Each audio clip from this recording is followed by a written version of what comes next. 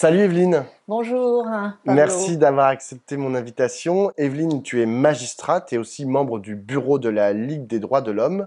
Alors, si j'ai voulu t'inviter aujourd'hui, c'est pour parler de justice. Alors, pas forcément de justice uniquement au sens d'institution, mais peut-être aussi justice au sens de vertu. Platon écrivait quelle était la vertu qui ordonnait toutes les autres. John Rawls, quelle était la structure de base de la société, une vertu cardinale donc. Il y a toujours de longs débats pour essayer de définir ce qui est juste et ce qui n'est pas juste. Mais aujourd'hui, j'ai l'impression que ça va plus loin et on pourrait être tenté de croire que certaines causes valent plus que la valeur, la vertu justice. Par exemple, la cause de l'égalité. On pourrait se dire, bah tiens, l'égalité finalement, c'est plus important que la notion de justice, atteindre cette égalité, et donc on pourrait faire fi de la justice pour atteindre pour aller vers une meilleure égalité. Est-ce que tu partages ce constat? Je sais pas parce que ce que je constate, c'est une certaine inégalité. D'abord devant la justice, chacun le sait, les difficultés d'accès à la justice selon ses revenus, mais aussi une certaine inégalité et des victimes présumées et des personnes qui sont poursuivies devant la justice. Inégalité des personnes poursuivies devant la justice, on le sait bien, en matière économique et financière, on sait bien que on a une justice qui est précautionneuse, lente, respectueuse des droits de la défense, même si de plus en plus des condamnations sont prononcées, y compris des condamnations à de la prison. Bon. Et inégalité également des victimes. On a une sorte de concurrence des victimes, alors peut-être pas devant la justice, quoique, mais on voit que certaines victimes sont traitées différemment que d'autres. Je pense par exemple les victimes d'accidents du travail. Moi, j'ai eu longtemps un service judiciaire où je traitais des accidents mortels du travail ou des discriminations au travail, etc. Là, la justice réagit beaucoup moins bien, beaucoup plus lentement que, par exemple, en matière de terrorisme ou de violence conjugale ou sexuelle. Quoi qu'on en dise, désormais, à la permanence des tribunaux, dans les affaires de comparution immédiate, toutes les affaires dites de violence conjugale ou sexuelle sont traitées de façon extrêmement rapide, bien ou mal, c'est autre chose. Mais c'est devenu une priorité. Tandis que quand on apprend, quand on est de permanence au parquet et qu'on apprend qu'un accident grave du travail vient de se produire, une enquête est initiée avec du temps.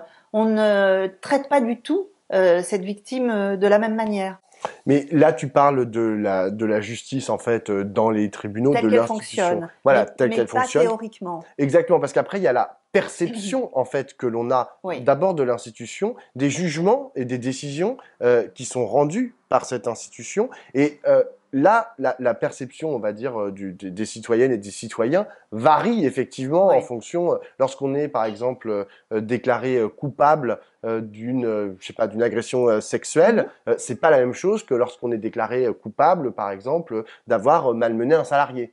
C'est sûr. Et ça, est-ce que toi tu vois une évolution en fait, je sais pas, t'es juge, t'es magistrate, est-ce que tu vois une évolution, par exemple, au cours de ta carrière, dans la façon dont les citoyennes et les citoyens considèrent en fait ces différentes responsabilités ou culpabilités? Oui, il est certain qu'il y a une énorme évolution puisque en matière d'agression sexuelle, il y a eu de violence sexuelle et conjugale. Il y a eu par exemple 4 lois de 2018 à 2021 qui se sont succédées concernant la prescription, les peines, etc. Donc les citoyens, c'est aussi évidemment le politique, le législateur.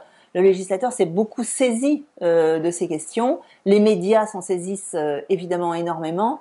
Et derrière tout ça, il y a les citoyens. Donc bien sûr, il y a une évolution considérable et du coup des juges.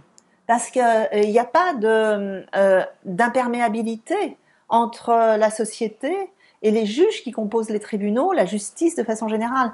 Ce qui fait que la perception de ces problèmes-là a complètement changé et a entraîné une organisation différente, effectivement, des tribunaux autour de ces délits-là, considérés comme peut-être plus urgent, plus important que d'autres infractions dans un autre domaine, c'est sûr. Mais ça, par exemple, comment tu te positionnes par rapport à ça? Tu estimes que c'est un problème, en fait, cette différence de temps de réaction, ou tu Oui, estimes que, bon, bah, il s'avère que aujourd'hui, par exemple, tu parlais du droit des femmes, enfin, des droits oui. des femmes et des violences conjugales, le fait que ça soit traité très rapidement, c'est aussi, entre guillemets, dans l'air du Mais temps. bien sûr, c'est une très bonne chose. C'est la conséquence de MeToo. C'est une très très bonne chose qu'il y ait une écoute de ces problèmes-là et un traitement judiciaire. C'est une très bonne chose.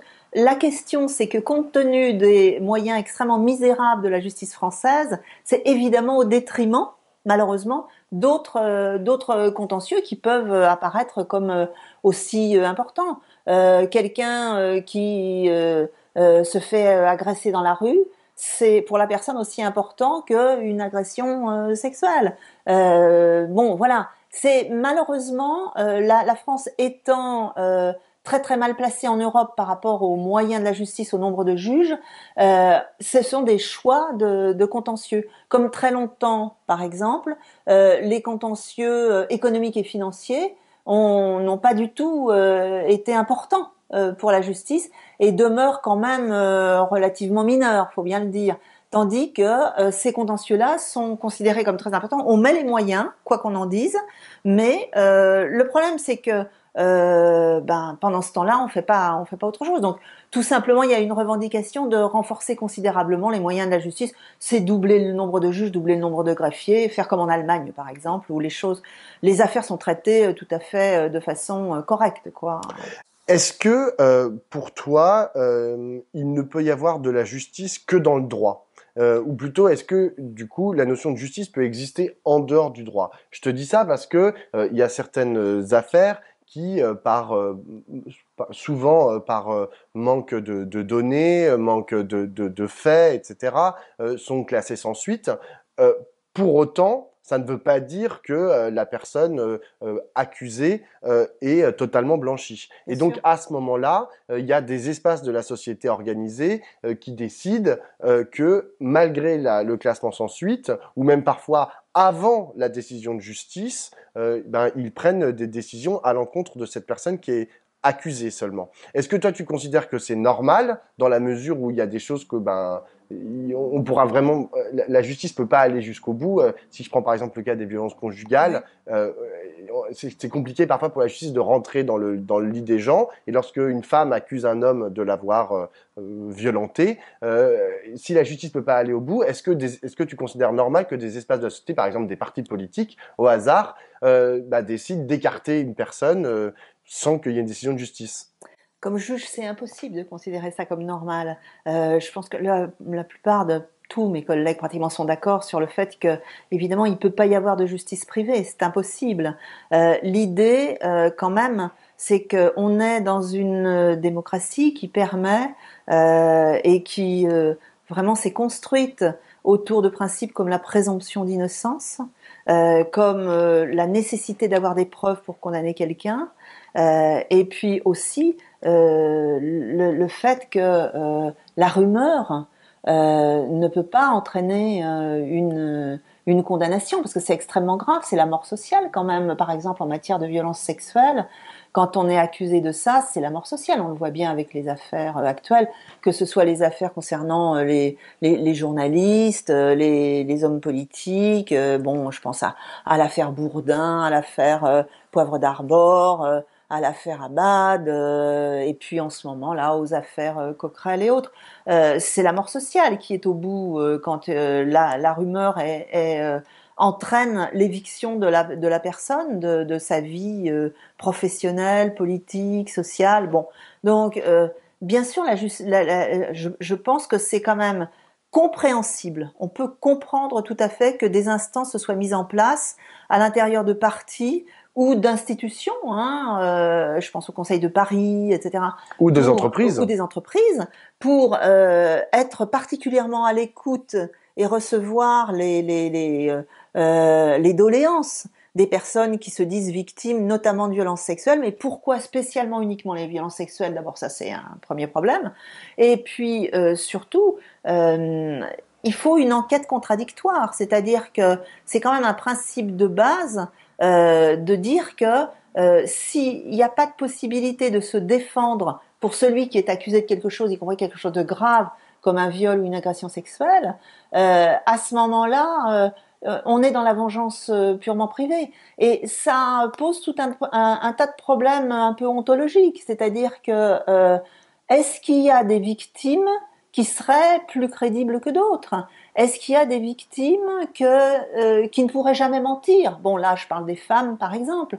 La justice, elle est là pour, effectivement, c'est peut-être une très mauvaise chose, mais pour se dire, oui, même une victime peut mentir, ce qui, dans une pratique de juge, est évident. Enfin, bon, depuis des années d'expérience dans ce métier, j'ai malheureusement l'expérience de personnes très crédibles qui ont menti. Et au bout, c'est la détention provisoire, c'est la condamnation, c'est la peine d'emprisonnement. Faut pas oublier que quand même un viol, c'est 15 ans de réclusion criminelle, une agression sexuelle, c'est 5 ans d'emprisonnement. Et bon, la justice, elle est là pour ça, pour donner des droits. Tu parlais d'égalité tout à l'heure. L'égalité et le fait d'être équitable, c'est pas la même chose. C'est pas la même chose du tout. La justice, elle est là pour dire le droit et dire, même si vous semblez coupable, s'il n'y a pas assez de preuves contre vous, on ne peut pas vous condamner. C'est dur à entendre pour une personne qui se dit victime, mais c'est la seule solution pour rester dans une démocratie. Les principes que j'énonce, présomption d'innocence, contradictoire, existence de preuves pour condamner, ce sont des principes qui, s'ils n'existent pas, ça s'appelle une dictature, tout simplement. C'est-à-dire que c'est vraiment la différence entre la démocratie et la dictature. Donc je pense qu'un juge ne pourra jamais te répondre que ces instances qui se mettent en place sont, comment dire, légitimes à prononcer des sortes de sanctions, parce que finalement c'est des sanctions. Dire à quelqu'un, par exemple, bon, je pense à certains partis, tu ne seras pas député parce qu'il y a une rumeur qui t'accuse de ça. Ça, c'est une sanction absolument énorme pour la personne. Mais si je prends le problème dans l'autre sens, Oui, si je pars par exemple de cette donnée statistique qui établit que seuls 1% des violeurs sont condamnés pour leur acte. Si je pars de là, je me oui. dis, genre, ça veut dire que la justice en tant qu'institution n'est pas Elle ne capable, fonctionne pas, elle on ne est fonctionne d'accord. Oui, pas. ça, on est D'accord. parfaitement Mais donc du d'accord. coup, est-ce qu'il peut y avoir des espaces de la société, en fait, non pas qui se suppléent à la justice, parce qu'il s'agit absolument pas de mettre des personnes en prison alors qu'on n'est pas magistrat, mais juste de dire, sachant ça, eh ben, on va écarter les gens qui sont accusés de ces actes-là, par exemple de viol ou de violence sur les femmes. On va les écarter à titre temporaire. Il s'agit pas, tu parles de mort sociale, il Oui. s'agit juste pas, par exemple, de leur permettre d'accéder à des postes de pouvoir, etc. Est-ce que ça, c'est pas entendable à partir du moment, en prenant comme hypothèse, que aujourd'hui la justice est défaillante, et même peut-être qu'elle est nécessairement défaillante. Oui, alors c'est vrai qu'en ce qui concerne par exemple les plaintes pour les infractions sexuelles, les plaintes ont considérablement augmenté. C'est une très bonne chose. Ça veut dire que quand même l'information des femmes a fait son chemin. Il y a 75 000 plaintes par an hein, pour agressions sexuelles et viols.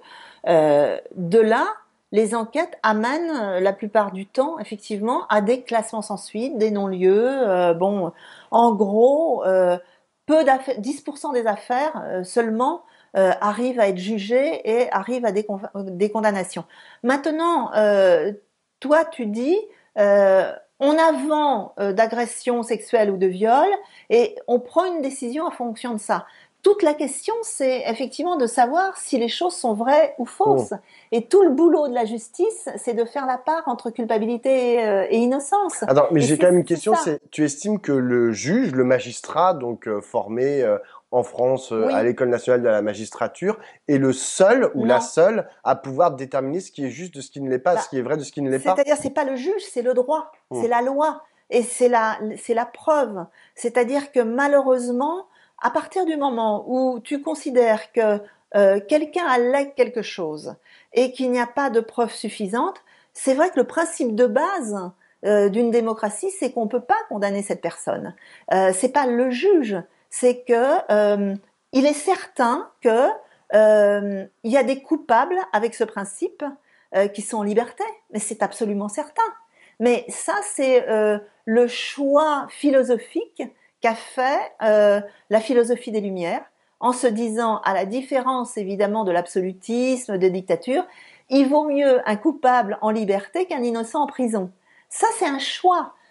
Et comme tu parlais tout à l'heure de conflit de valeurs entre égalité, justice, là, il y a un conflit de valeurs entre la présomption d'innocence et la parole de la victime.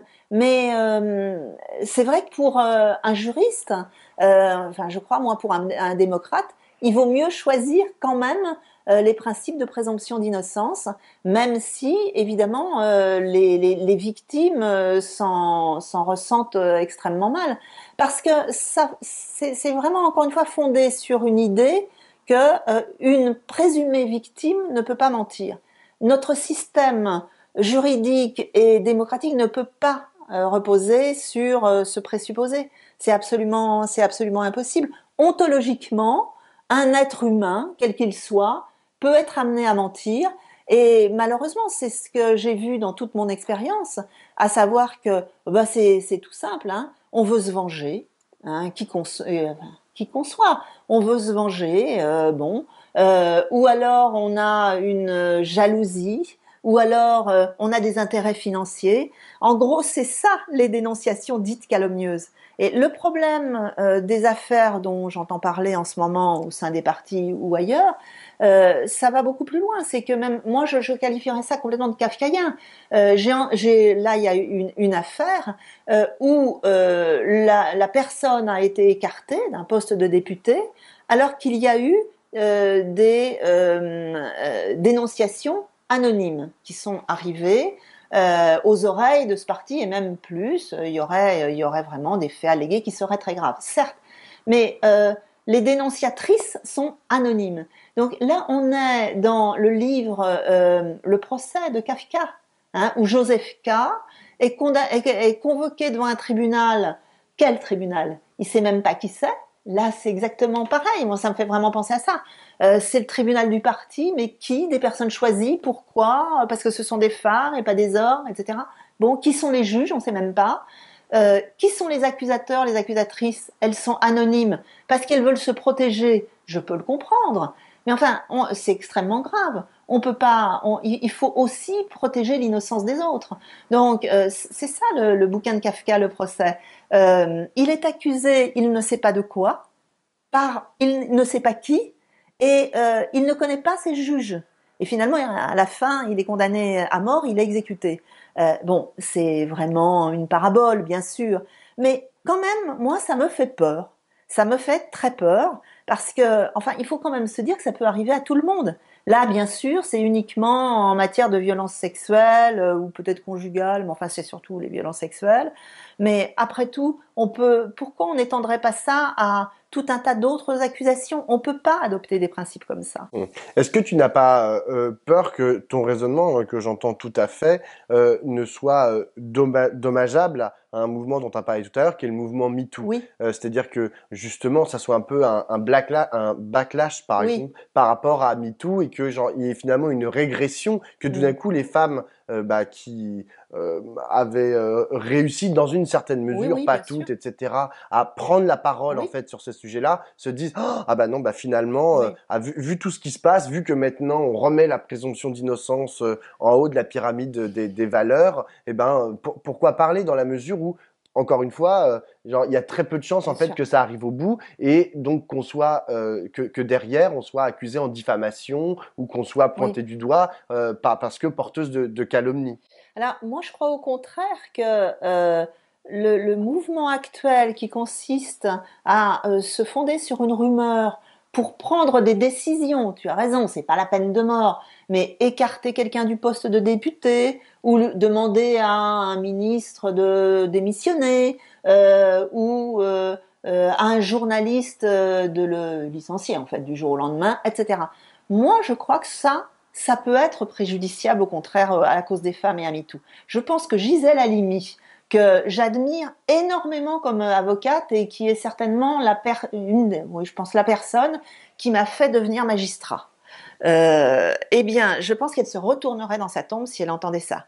Parce qu'elle défendait à la fois la cause des femmes et le droit. Et je crois que pour les féministes, s'appuyer sur des rumeurs pour faire, en quelque sorte, condamner des gens, socialement, c'est une condamnation aussi grave qu'une condamnation judiciaire.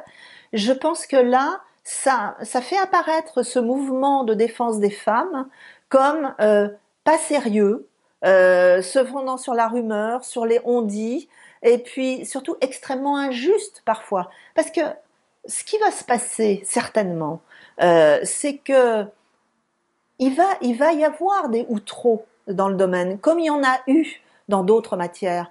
Ce n'est pas possible que des gens qui sont accusés de façon anonyme, peut-être ils ont fait les choses, peut-être ils ne les ont pas faites. Et il y aura des cas manifestement où les personnes se sentiront innocentes. Et il peut tout à fait se passer qu'il y ait des suicides, il y ait des bons. Et ça, je pense que le mouvement féministe n'a pas du tout intérêt à ça. Au contraire, avec des informations sérieuses, en disant nous allons saisir la justice et nous disons qu'il faut que la justice fonctionne mieux. Il y a eu des progrès déjà, totalement insuffisants, mais il y a eu des progrès. Dans les commissariats, il y a des référents maintenant en matière de violences sexuelles et conjugales. C'est-à-dire que la femme qui va porter plainte, elle va être entendue par un officier de police judiciaire spécialisé qui sera formé. Pas dans tous les commissariats, je suis d'accord. Mais enfin, quand on est entendu par une femme policière qui est déjà formée à ça, c'est pas tout à fait pareil qu'être entendu devant tout le monde et d'être la risée des autres. Et ça se passe comme ça dans les grands commissariats. On a une adresse d'association de victimes qui est là pour vous soutenir, pour vous écouter, à laquelle vous pouvez téléphoner. Donc, il y a des numéros verts, etc. Donc ça, je pense que le mouvement MeToo aurait vraiment au contraire intérêt à s'appuyer sur tout ça pour faire pression, pour que ça progresse, mais se fonder sur la rumeur, je pense que c'est pas son intérêt. Ça apparaît comme étant arbitraire, pas juste, pas équitable, et en fait comme un procédé un peu métonymique. C'est-à-dire, on fait peser sur l'homme, un homme en particulier, un individu en particulier, la responsabilité de toute l'histoire de l'oppression des femmes. Et ça, c'est pas juste. C'est pas juste. Un individu n'est pas responsable de tout. C'est comme un peu, vous savez, les djihadistes. Voilà, ceinture explosive, bombe, pour faire exploser, pour tuer un maximum de gens, soi-disant parce qu'ils sont responsables de toute une oppression coloniale, de la religion, etc. Et c'est exactement, c'est un procédé qui est pas possible, ce procédé métonymique. Tu parles beaucoup de rumeurs, Oui. mais il s'agit pas uniquement de rumeurs, il s'agit d'une part parfois de récits de femmes, oui, bien donc sûr. qu'on peut remettre en question, ça j'ai bien compris, mais il y a aussi, tu as parlé du cas de Damien Abad par exemple, c'est basé sur des enquêtes journalistiques. Oui. Quelle part en fait tu donnes lorsque, je sais pas moi par exemple, je prends un journal au hasard, Mediapart, oui. fait une longue enquête journalistique et que il aboutit, avec des faits qu'il estime concordants parce que les journalistes, on peut estimer qu'ils font bien leur travail, surtout à Mediapart. Est-ce que sur cette base-là, si la justice n'arrive pas à s'en saisir pour des raisons X ou Y, par exemple de prescription, oui. est-ce qu'on peut estimer que une décision, non pas judiciaire, il ne s'agit pas de mettre Damien Abad en prison, mais qu'il peut y avoir une décision politique qui soit issue juste de la lecture d'un article de presse. Je me prononce pas là-dessus, c'est la responsabilité du parti politique. Je peux le comprendre, je peux tout à fait le comprendre. Je peux comprendre que si l'enquête est contradictoire et que s'il y a des éléments sérieux, moi je parlais jusqu'ici de la rumeur, s'il y a des éléments sérieux dans l'enquête, contradictoires, où la personne accusée a pu se défendre, je peux comprendre qu'il y ait des décisions politiques qui s'en suivent. Ça, je peux tout à fait le comprendre. Mais c'est pas en quelque sorte souhaitable de mettre la justice complètement de côté. Je pense que c'est pas Mmh. souhaitable. J'ai une dernière question, Evelyne. C'est une question bon, qui a un peu, qui a un rapport quand même. C'est la question de la peine qui a été décrétée, je sais pas si on dit ça comme ça, Ouais, enfin, à l'encontre de Salah Abdeslam, oui, une peine donc à perpétuité oui. incompressible. Et je voulais avoir ton point de vue là-dessus. Alors, la peine prononcée par la Cour d'assises spéciale, donc c'est une peine de réclusion criminelle assortie d'une mesure de sûreté incompressible. Ça veut dire que cette peine, pour Salah Abdeslam, qui, on le rappelle, ne s'est pas fait exploser, on ne saura jamais exactement, même si la Cour a décidé que c'était un choix. C'était pas, au contraire, c'était pas un choix de sa part. La Cour a considéré que il ne s'était pas fait exploser, mais parce que sa ceinture n'avait pas marché. Bon, la défense a dit oui, mais il aurait pu quand même parce qu'ils ont des briquets sur eux, etc. Bon, en réalité, la Cour a motivé très complètement en disant bon, la ceinture n'a pas marché, en fait, il aurait pu tuer comme les autres énormément de gens. Après, la question de la peine, cette peine de sûreté incompressible, il y a eu Badinter qui a fait abolir la peine de mort, et le débat s'était posé à l'époque en disant par quoi on remplace la peine de mort. Et on ne peut pas remplacer la peine de mort par une peine de mort sociale perpétuelle. Et un certain nombre d'avocats, de juristes considèrent que cette peine de sûreté incompressible qui consiste à maintenir quelqu'un en prison pendant 30 ans, c'est-à-dire que Salah Abdeslam ne sortira pas pendant 30 ans. Pas de libération conditionnelle, pas de permission de sortie, rien. Il restera dans une prison hautement sécurisée, hein, à Arles, à Condé-sur-Sarthe. Bon, pendant 30 ans, il ne sortira pas. La question, c'est d'abord pour l'administration pénitentiaire, ça pose un gros problème hein, pour les gardiens de prison. On peut dire on s'en fiche, mais enfin quand même, c'est des êtres humains aussi. Et ça fait des fauves. Hein. C'est très difficile hein, pour cette administration de savoir comment garder ces gens-là. D'ailleurs, on a vu avec Colonna, il a été tué par un djihadiste qui avait une peine comme ça de sûreté. Bon, mais surtout, ça veut dire qu'on considère que l'être humain est arrêté à un moment donné de sa vie. Hein, Salah Abdeslam, voilà, il est jugé comme définitivement irrécupérable et il n'y a pas d'espoir, aucun espoir que cet être humain, qui est aussi un terroriste, mais qui est aussi un être humain, évolue jamais. Or, le procès qui était extrêmement intéressant pour ça, qui a été un procès assez remarquable, exceptionnel, mais a montré qu'il avait évolué. Alors, sous la pression, évidemment, de la Cour, des victimes qui ont témoigné, de ses avocats, certainement, il avait évolué. Au départ, il ne voulait pas parler, et il a pu ensuite exprimer quand même un minimum de compréhension et de compassion pour les victimes. Alors, on peut dire ce qu'on veut, mais quelqu'un, un être humain, peut évoluer. Et la France a cette peine de sûreté incompressible de 30 ans qui fait que la personne ne peut absolument pas être considérée dans son humanité. Et je pense que ça, c'est très dommage. La Cour aurait pu tout à fait prononcer une peine de réclusion criminelle à perpétuité, ce qui n'est quand même pas rien, avec une peine de sûreté incompressible de 22 ans, ce qui existe aussi. Ça a été prononcé dans l'affaire Charlie Hebdo et Supermarché Cacher pour les accusés. Et c'est quand même une possibilité de sortir beaucoup plus facile, beaucoup plus humaine. La question de cette peine, c'est que d'autres pays d'Europe n'ont pas cette peine. Il n'y a pas plus d'attentats terroristes, de meurtres d'enfants, etc.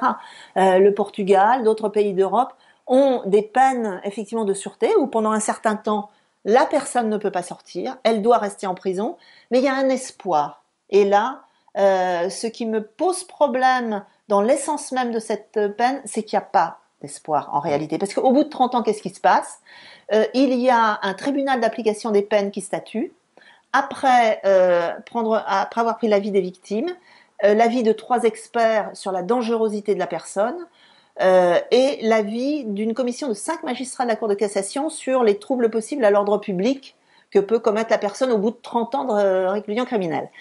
Autant vous dire que dans des affaires comme ça, c'est très rare que si la personne demande sa libération conditionnelle, on lui accorde. C'est extrêmement rare parce que tout le monde se dit ça a été un crime atroce, ce qui est absolument vrai, un massacre. Et bon, l'opinion publique pourra pas tolérer que la personne sorte. D'autant plus, et pour en finir là-dessus, c'est que ce qui a été remarquable dans ce procès du 13 novembre 2015, c'est que les associations de victimes, en tout cas un certain nombre, je pense à Life for Paris, je pense à 13 novembre 2015, Vérité et Fraternité, ces associations de victimes ont dit mais nous, on n'est pas là pour se venger. Ce qu'on veut, c'est comprendre. Et nous aussi, en fait, on ne demande pas une peine inhumaine. Ce qu'on veut, c'est entendre, comprendre, qu'il soit puni, bien sûr, mais qu'il y ait aussi une place pour l'espoir, pour l'humanité. Et maintenant, il faut que notre système judiciaire le permette. Donc c'est quand même intéressant. Les victimes n'ont pas crié à la mort, à la torture des accusés, etc. Pas du tout. Elles ont dit oui, bon, c'est terrible ce qui nous est arrivé, et la justice est passée, et maintenant on va passer à autre chose. Et ça, faut l'entendre aussi, ça. J'ai en fait une toute dernière question, Evelyne. Quand je t'ai appelé hier pour te proposer cet entretien, tu m'as parlé de la difficulté en fait de parler de ce dont tu viens de parler Oui, concernant Salah Abdeslam, bien mais sûr. aussi sur la question des violences sexistes et sexuelles. Oui, Est-ce que parce que précisément en fait ça mobilise des affects qui oui, sont c'est très ça. puissants. Et comment est-ce que tu juges en fait aujourd'hui l'état de notre débat public en fait? Est-ce que le fait que par exemple, bah, tu vois, tu te poses des questions sur comment aborder tel ou tel sujet, Oui, est-ce que c'est problématique en fait dans notre démocratie, oui. dans la gauche aussi, plus spécifiquement, que certains sujets, tu vois, on puisse pas vraiment Ouais. avoir une position qui soit un pas de côté par rapport Mm. à la doxa? Pour l'instant, c'est inentendable, j'en ai extrêmement conscience. C'est inentendable de parler de droit quand, en fait, il est question de passion, d'oppression des femmes, qui est une oppression réelle et millénaire. On n'est pas sur le même terrain du tout. Et je pense que les choses changeront. Les choses sont en train de changer. Il y aura des paroles qui seront entendues. Comme je l'ai dit tout à l'heure, je pense que on entendra aussi, comme je l'ai vu dans mon expérience, on entendra aussi que des gens ont été accusés à tort. Et petit à petit, la raison reprendra le dessus, je le crois. En tout cas, par exemple, c'est ce qui s'est passé après Outreau. Après Outreau, les juridictions, quand il était question de viol d'enfants, ont fait très attention parce que se sont dit oui, il y a la parole de l'enfant, mais aussi bon, l'accusé a droit aussi à se défendre, à être entendu, voilà. Donc je crois vraiment que on est dans une période un petit peu terrible pour ceux qui sont et pour celles qui sont victimes, c'est sûr, mais aussi pour ceux qui sont accusés. Et on reviendra à la raison, c'est certain. Merci beaucoup, Merci. Evelyne.